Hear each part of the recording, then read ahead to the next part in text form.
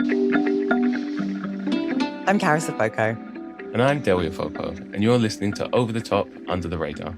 a weekly look at the stories in the news that are being overreported and the ones flying completely under the radar and not being talked about enough.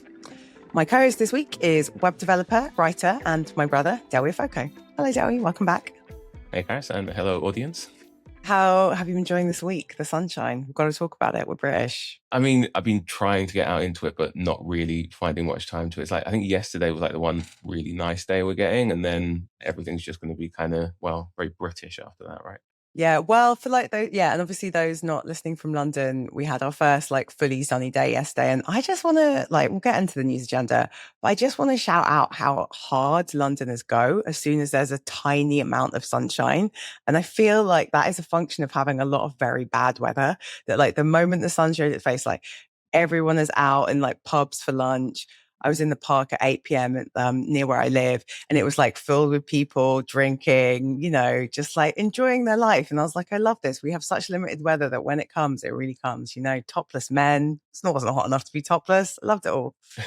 My tell is if you go through Clapham and you see men in shorts, then that means it's coming. It's coming. The good weather's, it's not here yet, but they're a bit eager. They're trying to sort of usher it in. But yeah, that's Summer is that's coming. my tell. The men of Clapham have their calves out. It's one of the signs. One of the signs. Okay, well, yeah, that can cheer us up with what is probably not a super cheery news agenda. But let's get into it. Dewi and I have taken a look at the news agenda. We've each picked one story that we think is over the top, and one that has flown under the radar and hasn't been talked about enough. Dewi, you're going to start us off. So my over the top for the week is Donald Trump and his, I don't know, endlessly kind of pointless and meandering press briefings and statements, which don't really add up to anything that's happening on the ground anywhere. Yeah, so basically, Donald Trump not really pivoted, continued along his path of, sort of threatening atrocities, and basically was threatening to wipe out the civilization in Iran, saying that it would never again exist, threatening to blow up power plants and bridges, like really not military targets, nothing with a sort of strategic value to any ongoing conflict, just like crimes against humanity in reality. You know my opinion on him in general. I feel he should be ignored a bit more, but I understand the office he holds means that you can't. You have to sort of take everything he says with a degree of severity, but yeah, it's just, I'm tired of the endless climb downs from ridiculous positions, which seemed on the surface like they were untenable, and then they just never end up being tenable. I mean, he did bring up Greenland again in one of the news conferences about Iran the other day,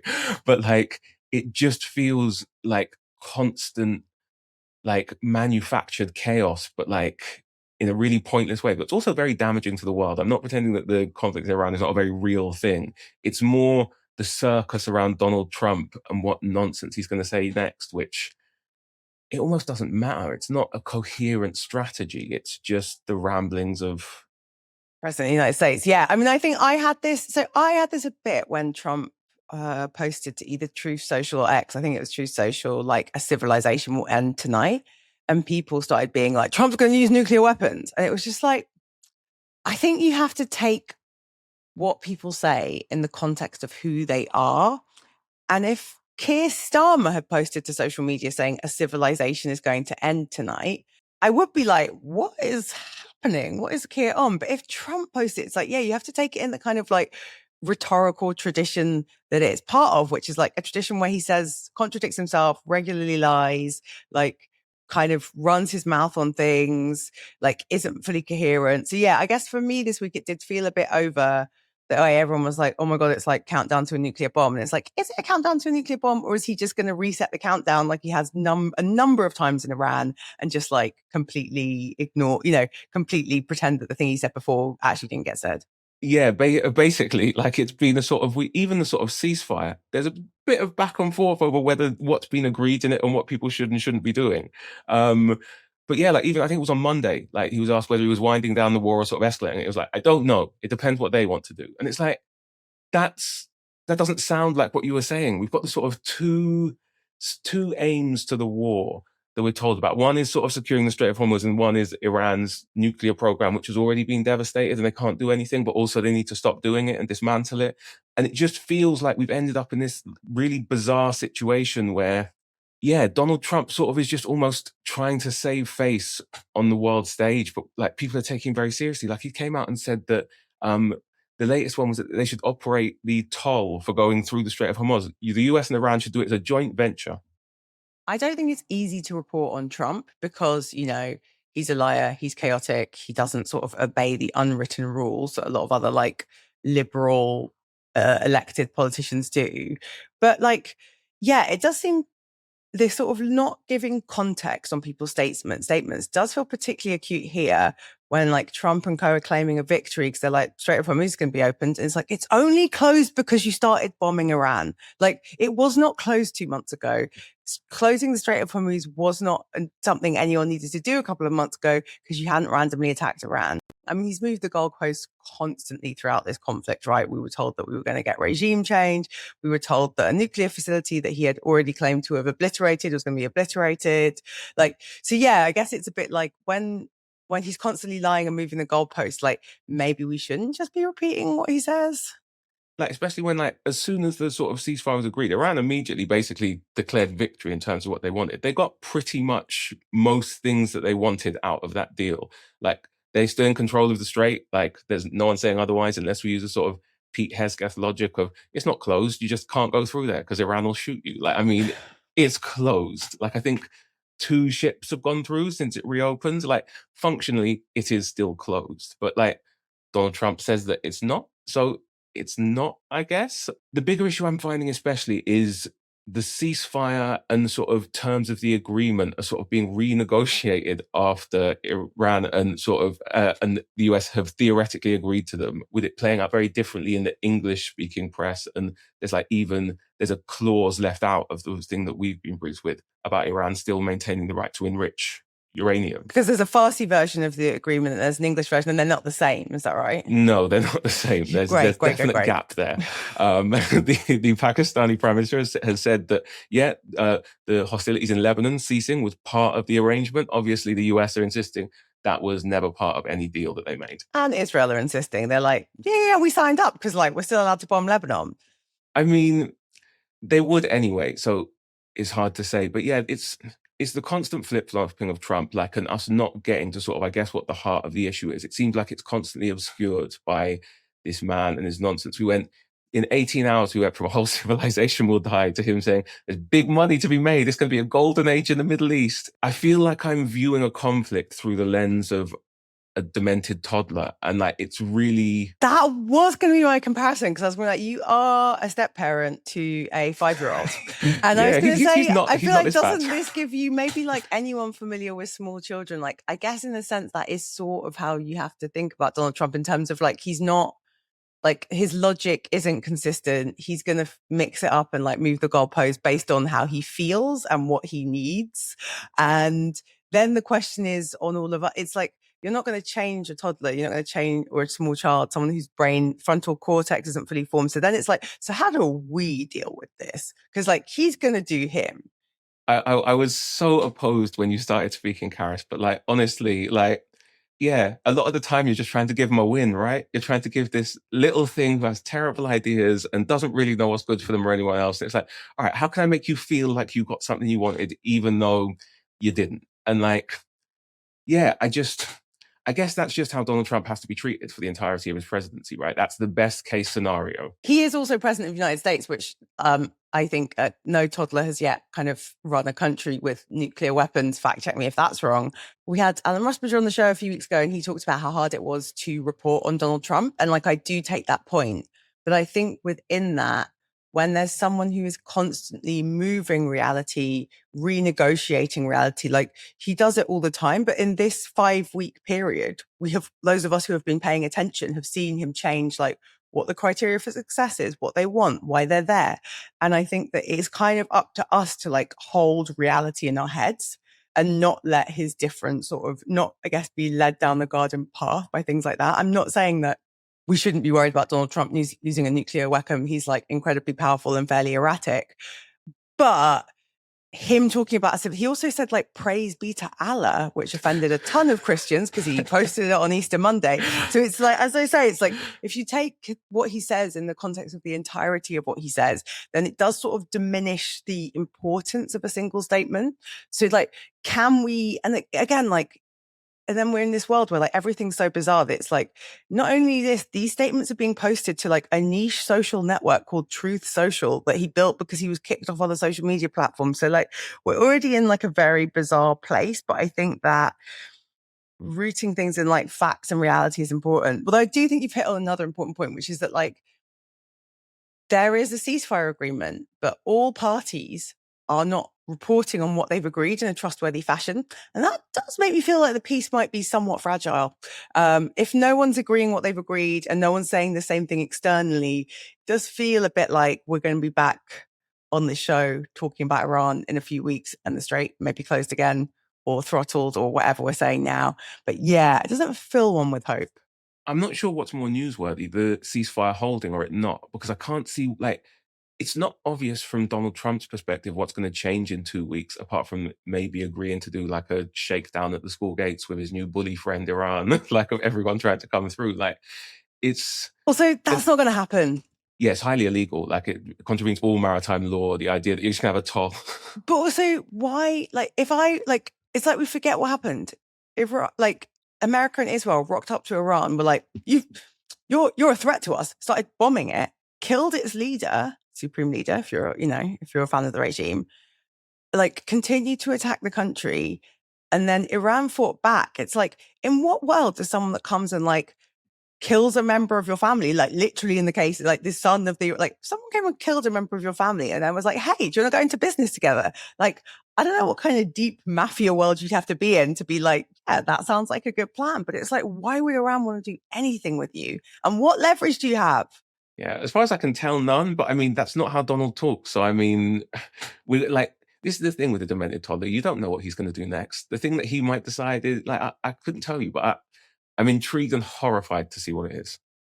Yeah, I mean, it's a good over because like all we hear about is Iran, but I do feel like I tune into 24-hour news and I kind of consume the podcast and read the articles. I don't feel like I'm getting a whole lot more enlightened by it. I'm just getting reporting on what's happened. You are listening to this show ad-free thanks to our Patreon community. A few hundred people support the podcast each month, helping to cover our production costs and keep the show going. Huge thank you to everyone who signed up to be a Patreon supporter. Faith is one of our new supporters. Thank you so much for your generosity. We couldn't do this without you. When you join us on Patreon, you get a bonus episode of the show every week. You get a behind-the-scenes newsletter, you get the chance to submit questions to our guests, and you have access to the over-under WhatsApp community to keep the conversation going between shows. You also get the warm, fuzzy glow of supporting independent left-wing media. You can join us for as little as £3 a month at patreon.com/overthetop under the radar.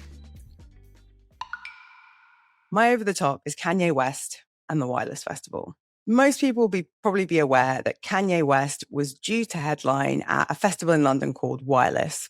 So Wireless is like a day festival. It happens in a London park, and it's typically like hip hop, R&B, grime artists. The organizer of Wireless announced that Kanye West, currently known as Ye, was going to headline the festival for 3 days this summer. What happened next was all hell broke loose. Organizations representing the Jewish community were like, this man should not be headlining Wireless. A number of sponsors pulled out of the festival, so Pepsi and Diageo. And then this week, Wireless announced that Kanye would not be headlining the festival and the festival would not be taking place. So like a rare actual example of cancel culture, because the festival did get cancelled. It is rightly a news story, but I think I've been watching and listening to and reading the coverage and feeling like that the conversation that most media outlets are having isn't the conversation that I'm really interested in. So for me, it's over the top for a couple of reasons. We get a lot of chat about Kanye and a lot of chat about like all the things he's done that are problematic, which, let's be clear, there are a lot. Wildly problematic. He said anti-Semitic, but also like anti-Black racist things. He wore a t-shirt saying white lives matter. He released a song last year called Heil Hitler. At one point he was selling like swastika t-shirts on his website. He has said that slavery is a choice, which is, a take. He has tried to run for president and he has endorsed Donald Trump for president and worn MAGA hats. Kanye West has said a number of wild things, and the Home Secretary, the British government, does have the power to exclude people from the UK if we think them being in the UK is not conducive to the public good. And I think you can make a pretty reasonable case for Kanye West being not conducive to the public good. But I think it is a little bit more complicated than some people want to suggest. I mean, notably Keir Starmer, who wasn't tweeting about Iran, but was tweeting about Kanye West and how he should never have been invited to Wireless Festival, which I don't know that we particularly need you to weigh in, my guy, but there you go. You've weighed in. So like, here's what I think is missing from the Kanye thing. There's way too much chat about Kanye West and not enough chat about wireless. Kanye is Kanye, and he's been Kanye for some time now. But Wireless Festival, whoever organized it, sat down and were like, someone who last year released a record called Heil Hitler. Yes, it was taken down mostly by platforms and then by West himself, should headline a 3-day festival in Finsbury Park, an area of London with a large Jewish community. That in itself seems somewhat deluded.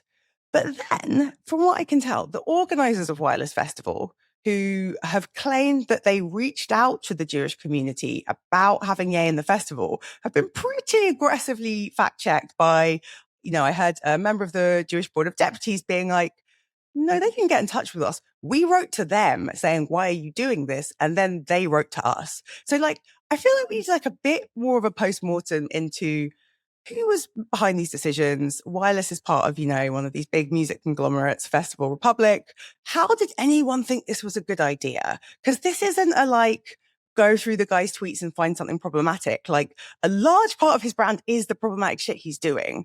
And the only person that didn't yank Heil Hitler was Elon Musk, who let it stay on X. So yeah, I don't think this is an example of artists and cultural figures not being plugged into politics. This is an example of people fully whiling, and they are the ones that should be pulled over the coals. I don't know that there's much benefit from raking over everything bad that Kanye West done. Very few people think the stuff that he said and done was okay. So why relitigate that? I think the second thing that we have to talk about is it's great for Keir Starmer to get involved. It's great for politicians to grandstand and pile onto something that's pretty uncontroversial. But I do have a question for Keir Starmer and the government, which is, if Kanye West was not conducive to public safety, why was Eric Zemmour allowed to come into the UK last year and speak at Tommy Robinson's far-right rally in September? So for those of you who don't know, Eric Zemmour is normally characterized as a sort of French Trump.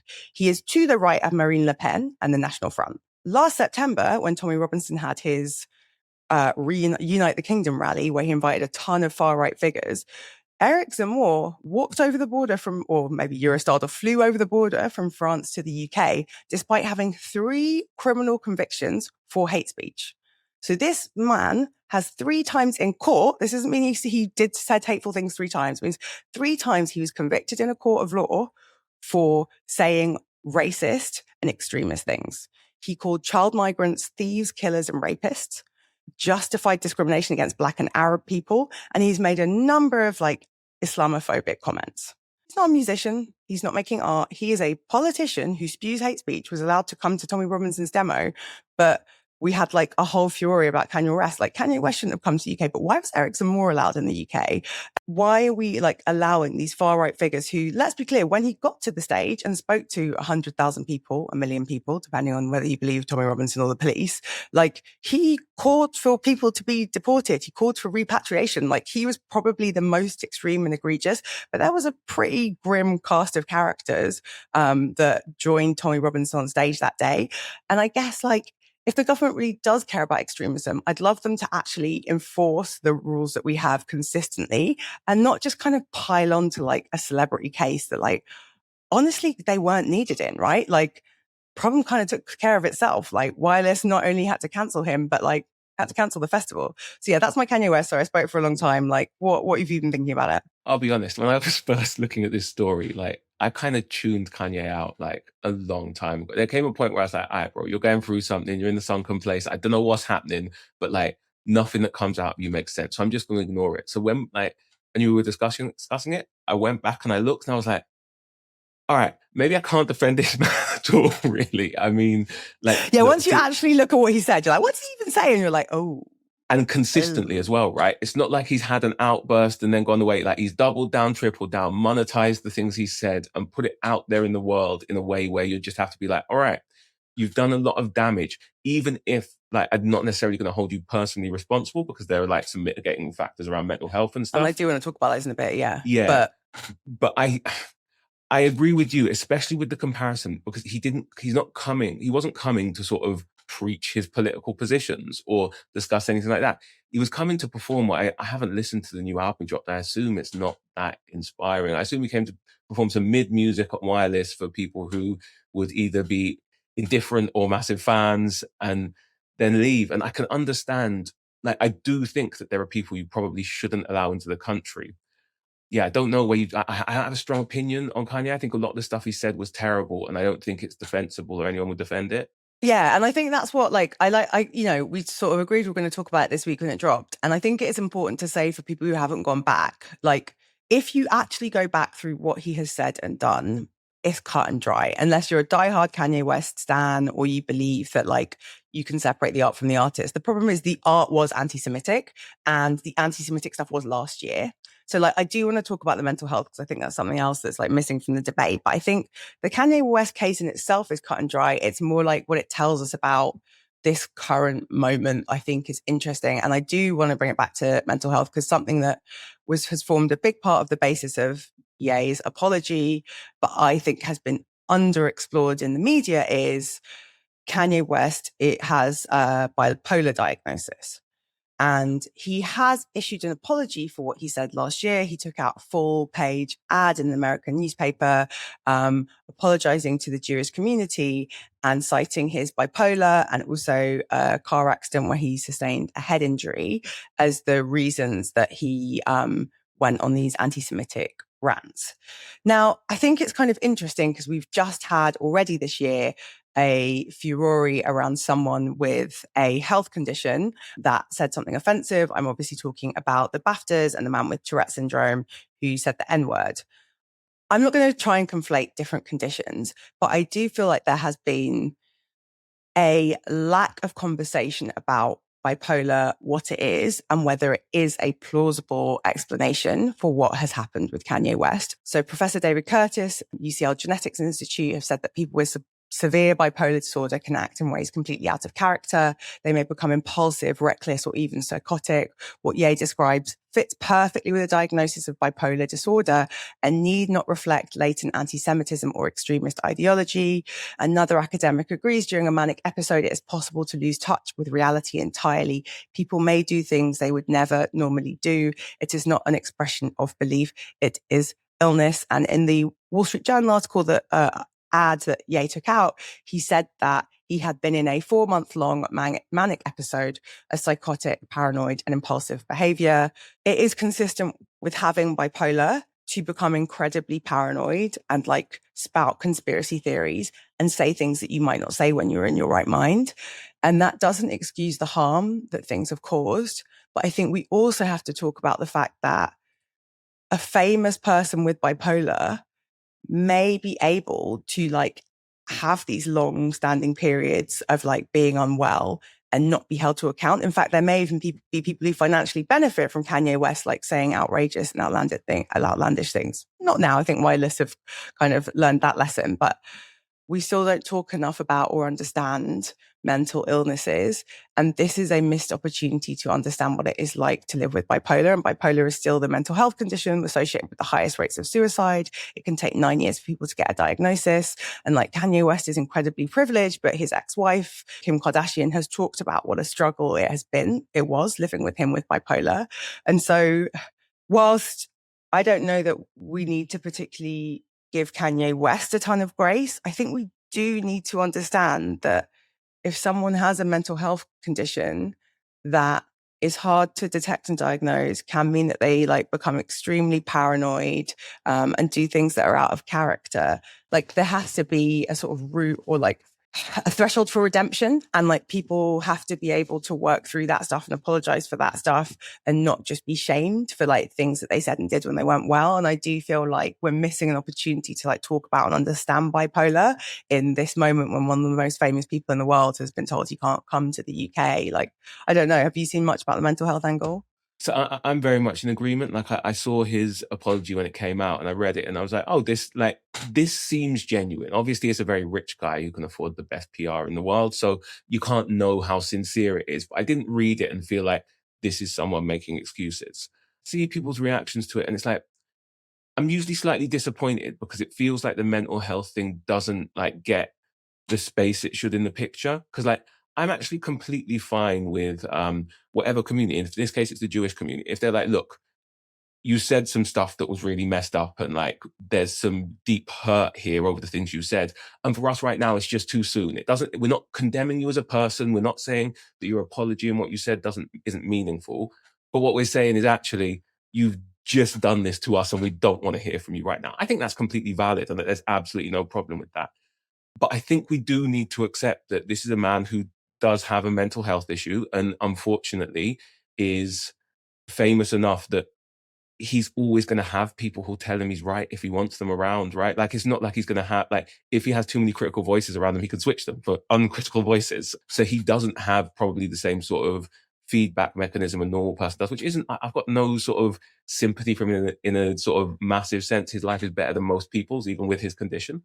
I do feel there's a loss of sort of the sight of the human behind this. And yeah, I personally felt the apology did feel quite sincere and heartfelt. And so I've struggled when I've seen other people feel like it's more of a PR exercise. Yeah. And I think that like two things could be true, right? People around him kind of said, you need to make this apology. You've got a new album coming out. Like this, people aren't going to give you a hearing. And it kind of been sincere. Yeah. I think I'm with you. Like what, other than the car crash, which I think, Bipolar UK have said there's not really a proven link between serious injury and like the condition being triggered. But everything else he said is plausible. And I think I agree with you. Someone from the Jewish Board of Deputies said, like, we are open to a meeting with him, but not like so that he can perform at a festival, like not so he can make money. Like if he wants to come to the UK and engage with the community, that's one thing, but like not as some sort of like, let me get a seal of approval and then like go make my money. And I think, as you say, it's completely fair. This stuff happened like last year. And again, this is like, it's not the first, he said a lot of problematic things and I don't want us to minimize the things he said like about the Black community, because like he has said some horrific things to us as well. And I think, one of the other criticisms that's leveled was like, this is a bit of a pattern. He sort of started saying anti-Semitic stuff in 2022. And then he said it like, so like, well, therefore, like, it's what he believes is like, or like he's had a lot of episodes. So yeah, I just think there's something there. And like, I tried to Google other musicians that have been denied entry to the UK and like why. And, it's like people like Chris Brown for criminal convictions. But I did like come across this example of Tyler, the Creator in 2015, who arrived in the UK. This is under like Theresa May, Home Secretary, gets questioned about lyrics from like albums he'd released when he was really young that did have homophobic lyrics. He was banned from the UK. And like his kind of reflection on it was like, oh yeah, then I looked at the color of my skin and I realized like, that's why I'm not allowed to say those lyrics. And, Eminem, who has said a ton of like misogynist, homophobic, violent, like awful things, has never had any problem getting into the UK. And like, I'm not complaining him and Kanye, they are completely different. When you look at the musicians that like have had difficulty getting here, have a similar complexion, shall we say. Okay, so that was my over. Do you want to do your under now? So my under the radar is, and it's either Kate Nevins or Kate Nevins, whichever it is. I'm apologizing if I get it wrong. I'm going to go with Nevins and hope for the best. She is a Scottish Green candidate in Edinburgh and Lothian's East Regional List, and hopefully going to get it in Holyrood next month. She posted a video of herself on Instagram describing herself as a prison abolitionist and calling for the abolition of Scotland's prison system, which didn't go down very well with the political class in general, as most talk of prison abolitionism doesn't tend to, does it? So John Swinney said that at no stage would he entertain such an idea. There's no rational argument for it. Anna Sarwar said it demonstrates that she doesn't live in the real world. Thomas Clare from Reform said it's not liberal or progressive, but dangerous extremist ideology. And Scottish Labour's Pauline McNeill said it is monumentally stupid. I completely missed this. So yeah, tell me more. So there's a real temptation, right? Because I'm a prison abolitionist, to just sort of dive into the argument and be like, yeah, this is why we should do it. But I think it's actually important to sort of look at Scotland specifically because there are quite a few interesting sort of stats and things going on. So Scotland has the highest rate of imprisonment in Western Europe. It's got 149 prisoners per 100,000 people. That's twice the rate of Germany or the Netherlands, which are sort of comparable socially, according to most other statistics. And last year in November, Scotland hit its sort of peak prison population of just under 8,500 people, which has been climbing and is still climbing to this day. So Scotland has genuinely a problem with the amount of people that they're incarcerating. And like a shocking one is 1 in 4 Scottish prisoners have not been sentenced or convicted of anything. So a quarter of people currently in a Scottish prison may never be sentenced to a single day of prison time, yet they're currently sat in a prison because they've been remanded, right? They're like waiting for their trial date. Yeah. And our whole some of them system had their trial, but not sort of sentences. But like if your sentence isn't a custodial one, then you've served more time than you should, right? There's also a trend in Scotland. So in the last 10 years, sentences for sentencing has increased by about 35% in terms of severity. So it's not more crime. They're just keeping people locked up for longer for the same crimes that were being committed before. There's a real issue in Scotland around crime, and it just seems like something that no one really wants to address sort of head on, other than Kate Evans, from my perspective.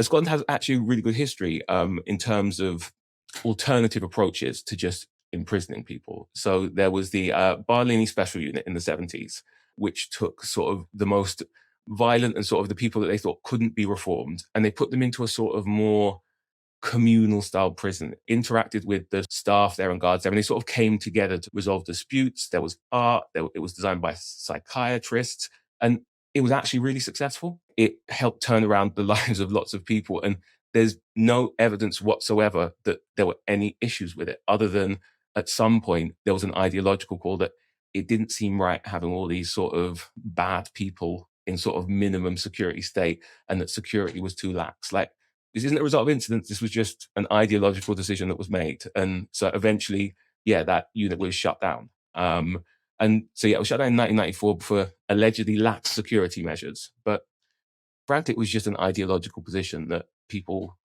there is a large portion of the country who wants you to punish people when they're in prison, not rehabilitate. Yeah, it's about, it does feel like, so I'm not sure if I am an abolitionist. I definitely think that like our prison system doesn't work. For this politician to be like, this is crazy, this is unrealistic, this is a fantasy land. It's like, actually, this is rooted in real policy realities, which is like the system we have doesn't work. And it's rooted in, like a sort of, I think it's almost this like emotional reaction of like, as you say, quote unquote, bad people should be punished. And also, like, we shouldn't spend too much money on people. Cause like, that's the other thing, isn't it? It's this idea, this kind of like right-wing tabloid idea of like, oh, they've got Sky TV in prison and they're having nice meals and therapy. And it's like, it has to be horrible. They have to have a horrible time in prison, even if that means they're more likely to reoffend. Like, we just have to feel that they're suffering. Like, I feel like that is a lot of that where it comes from. And as you say, it's not really rooted in evidence of like, will that stop people committing crimes? Will we be safer if that is their prison experience? Yeah, no, it does nothing for us. It's like, I guess, I don't know, a sense of vengeance or something, which, I mean, for me personally, I just think the system needs to be about rehabilitating people. I don't need you to lock someone away for X amount of years. I need them to no longer do the things which make society unpleasant to live in. Yeah, I guess for me, like, I do feel like, I think there are different categories of things, right? And I'd be interested, is Kate still standing? Has she had to step down? Like, what's been No. So, interestingly, the Greens have been relatively good. There was like a little bit of pushback from the leadership, like, we're not saying that we'll get rid of all prisons immediately, which isn't what prison abolitionists are saying anyway. We're not saying we'll just release everyone today. Like, it's a process. Aren't you? Well, I mean, some might be, but right now, no. So there was a sort of some attempts to sort of maybe moderate what she said, but she stood 10 toes on it, and like, that's the thing that I'm finding really refreshing about this sort of, I know Zach Polanski's not in charge of Scottish Greens, but this sort of era of the Green Party, like, I'm a big believer that it's really important for someone to just be saying the right thing. And sometimes the sort of bravest thing you can do is just stand next to something that's obviously broken and everyone's pretending works. And you just go, this doesn't work. Why are we doing this? And I just feel like that's what she's doing. Yeah, that's a really nice, well, it is refreshing. And you're right. I think it is about, the Greens, whether in Scotland or England and Wales, like having, not having the same fear of media backlash, not having the same investment in like business as usual. I think there's parts of the criminal justice system that just are clearly flawed. As you said, the number of people being like remanded, held in facilities, who haven't actually been convicted of a crime, like that seems bananas. The backlog in the court system means those people can be waiting for a very, very long time, effectively like starting to serve sentences for things we don't know that they did. And I think there are like a couple of examples where like different approaches to justice would clearly be better. So like drug addiction and theft is like a really great example. There are a ton of people cycling in and out of the court system, prison system, who steal stuff so that they can buy drugs because they're addicts. And there's loads of data from like lots of countries that like, instead of throwing those people into jail, you just put them in rehab. Like, so like, there's some things where it's like, this would like, rather than you cycling in and out, if you go to rehab and no longer have a drug addiction, then you probably won't be stealing stuff. And then like everyone wins. And that's like compassionate and pragmatic. But I do think that there are like violent and egregious crimes. And I think about that, not just in the UK context, but like globally with some of the war crimes that have been committed and are being committed of like, am I really saying that those people, they shouldn't pay any price? This hair shirt thing of like, the prison has to be like horrible and what if bread and water, like I'm not fully stand with that, but this idea of like there should be consequences for your actions, and like I think a reasonable consequence is that like you should experience some restriction on your liberty.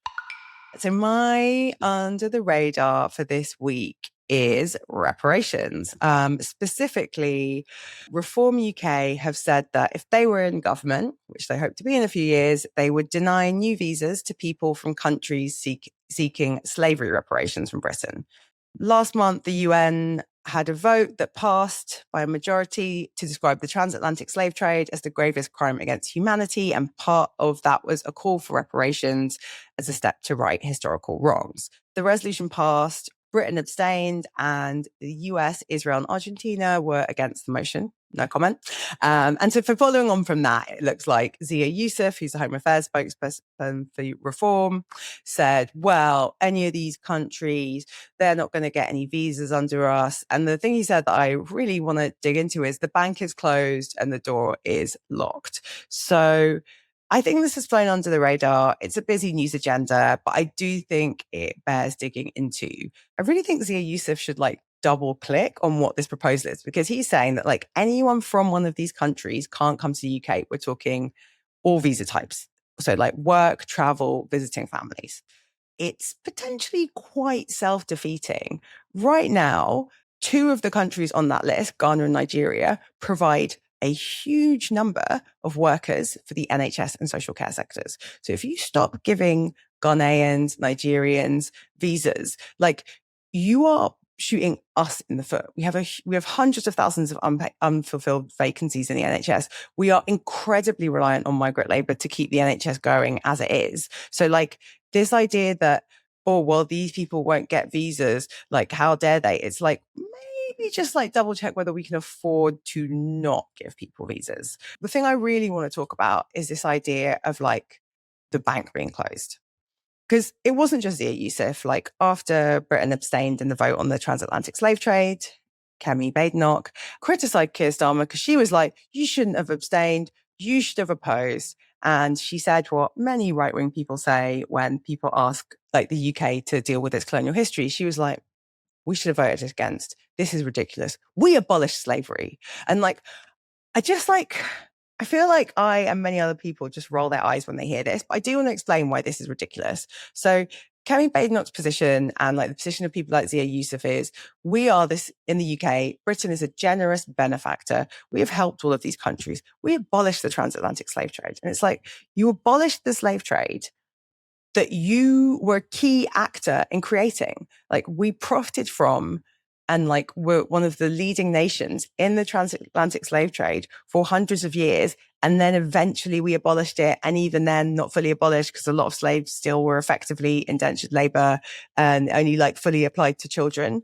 But the thing that like really got my goat about this is this idea that like Britain is an ATM machine giving money to former colonies like Ghana, like Nigeria, like India. Because the other thing that Zia Yusuf talked about was international aid. And he was like, no more visas, no more aid. How dare you ask for reparations? During colonialism, we extracted millions and millions and millions of pounds of wealth from countries like Ghana.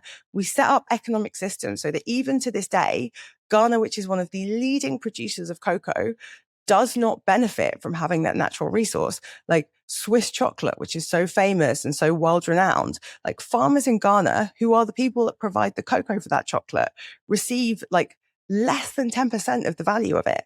That's true for gold. That's true for so many natural resources. And the reality is, of not even like ancient history, but recent history, the reason that the UK was able to recover after World War II was because it struck a number of sketchy deals with colonies to have countries like Ghana basically prop up our balance sheet, paying African farmers artificially low prices for things like cocoa so that we could get the dollars we needed to like reset our balance of trade on the international market. So like if there is an ATM, it is Ghana. It is not the UK. Even if like all of that wasn't true, we can't afford to deny people visas because we need people to come to this country to work in the NHS. So like it's an under the radar for me. I just feel like we're not talking about it enough. And like we're not talking about it enough because we're not honest enough about like our history and our present and our relationship with like countries like Ghana, Nigeria, former colonies, the developing world, the global south, whatever you want to call it. I'm almost baffled at sort of when people try and deploy policies that target like the ordinary citizens of a country and was like, so in response to what, with the way some countries voted in a UN vote, we're going to determine which citizens, like which country citizens can come. You're entirely right. The NHS is very much reliant more than ever since we left the EU on like African and Asian migrants, right? Like coming in and sort of filling roles that other people don't. And even with that migration, we still have so many vacancies, like unfilled roles, a huge labor shortage. And it's another form of like wealth extraction, right? Like the people with skills leaving your country is another way in which you extract wealth from somewhere. So yeah, if you're getting a load of Ghanaian and Nigerian nurses, you think people in Ghana and Nigeria don't need nurses? They do, but like they're brought over here by the money that's available. So like, yeah, I don't know what he means the bank's closed, it was never open. Like that's not the relationship between a colony and like the metropoles and sort of that's just not how any of it works. So like I found it just felt like something for the base. Do you know what I mean? It felt like I can't see how this can possibly be something you'd actually implement. Well, I think you've hit on a good point because like it's like economically illiterate policy. It's like completely ahistorical narrative, but it does feed into like a powerful rhetoric that reform and other right wing, I mean, not even just right wing, right? Like a lot of the political mainstream have about Britain as this generous benefactor that like gives money to poor countries and you know like everyone should almost be grateful, like we gave them the railways, we abolished slavery, like, and the problem is like it's playing into, and you know it's often politicians like Zia Yusuf or Kemi Badenoch who aren't white to kind of like increase their like rhetorical potency. Someone is telling you what reality is and like it is not reality. So I think it does play into a trope of like these like that, you know, that there's Britain and like white countries, and then there are these hordes of black and brown countries, and they're poor and they're criminals, and they're all trying to get here and take your stuff. And like, we have to stop them. And you need people like reform to stop these bad people coming and deport them and no more visas. And like, to quote something that gets paraphrased a lot, like, we are here because you were there. Like it's, for me, it's exactly like the Iran thing of like, well, we need to reopen the Strait of Hormuz. Why is the Strait of Hormuz closed? Because you started bombing Iran. Like, why are a ton of Ghanaian and Nigerian nurses able to come and work in the UK? Why do they speak English? It works. Like you say, it's red meat for the base. It's more of this, it's like more of this like incredibly kind of racialized nationalist rhetoric about, you know, we've got to like look after our own and like, how dare these countries where, as you say, like the Bank of Ghana never closed. Like we're still living with the consequences of British adventures in Africa. And it's hard to hear. It's annoying to hear. And I feel like not only does it not get talked about enough, it doesn't get reported on well, to just be clear. Like it is very hard to accurately forecast and estimate what the impact has been on economies like the Ghanaian one from this like resource extraction from slavery. Like it's very hard to know. I mean, one figure that people are like relatively accurate on, which is like a real example of like a form of reparations that did happen and that, you know, we can be pretty clear about, was the 20 million pounds that the British government borrowed in 1833 when we abolished slavery to compensate slave owners. So like there has been reparations around the slave trade. It's just that we paid the slave owners because of, you know, they were going to have to stop doing slavery. And that amount adjusted for inflation was approximately 17 billion pounds. And we continued paying that to families in the UK and the Caribbean until 2015, including most notably David Cameron's family got some reparations for slavery. People like Balrabera Addy, who's come on the show and who's kind of leads the All Party Group on reparations, is really a politician in the UK who sort of just stands 10-toe down around this is the right thing. I think it's like, yeah, it feels fantastical. It feels so detached from where we are. And also, yeah, as you say, sometimes you've got to stand next to something and say, like, the thing is wrong. And I think the thing that Belle says a lot about reparations that I really respect is like, she's very clear. It's not just about money. It's about an apology, and acknowledging historical injustice, and like not sweeping it under the carpet. And I think that so shout out to everyone who is campaigning in an environment that feels pretty hostile for reparations and for like a true accounting of our like recent history and, you know, and ancient history. Okay, I think we'll leave it there. Thanks for coming on, Del. All right, thanks for having me. Am I your first repeat guest after that Gary blog? I think you may be, yes. First repeat guest, first repeat co-host.